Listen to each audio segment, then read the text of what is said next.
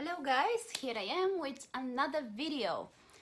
Today I'm gonna talk about the watercolors, so stay with me if you want to find out more about what kind of materials and watercolor and paper and whatever I use. I personally quite prefer the Russian watercolor.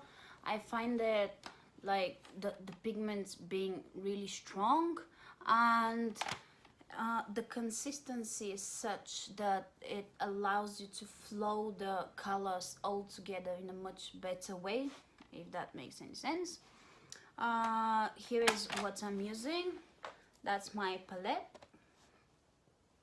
It's St. Petersburg one, if you can see it.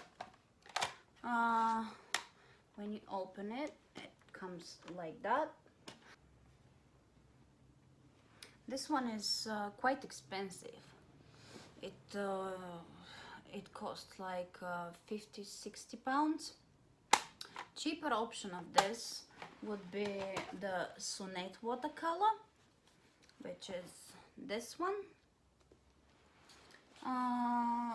They're also quite good. Almost just as good as the St. Petersburg actually. When it comes to paper, all the time I prefer the 100% cotton. You can't imagine what difference it makes. This one is the one I'm currently using from the Arches. It's cold pressed, so it allows you to make more detail. It's not so rough. It's smooth. And especially if you apply multiple layers or use a lot of color, if you use cheap paper, it just can't absorb the shock.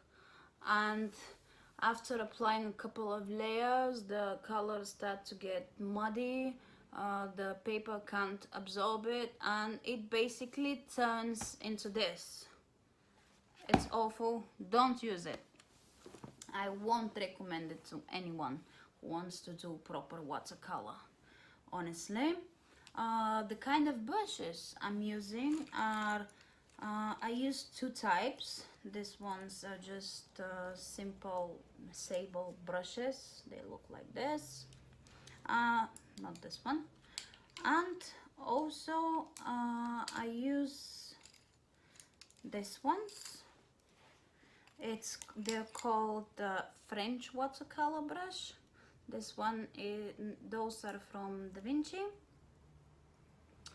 and they're made from Russian blue squirrel hair.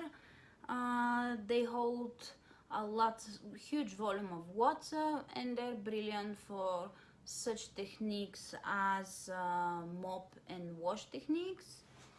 I highly recommend them, and they last many years. They're expensive. This one was about 60 pounds or 50, 50 something I think. This one's 20 something pounds, but they last very long. I have them for 3 years now, and trust me, I use them regularly, so they're perfect. So that's all for now, guys. If you have any questions, please leave them in the comments below, and I might respond with a video. Thank you very much for watching, and don't forget to subscribe to my YouTube channel.